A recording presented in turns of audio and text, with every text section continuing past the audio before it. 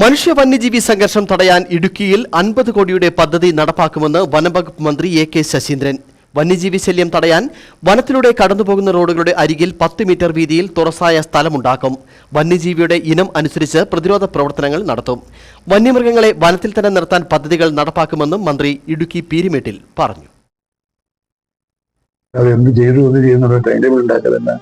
കുറച്ചും കൂടി ജാഗ്രതയോടുകൂടിയ പ്രവർത്തനം ഇവിടെ നടപ്പിലാക്കാൻ കഴിഞ്ഞാൽ ഇടുക്കി ജില്ലയിലെ ജനങ്ങളുടെ പ്രയാസങ്ങൾക്ക് വലിയൊരു ശമനമുണ്ടാക്കാൻ കഴിയുമെന്ന വിലയിരുത്തലാണുള്ളത്.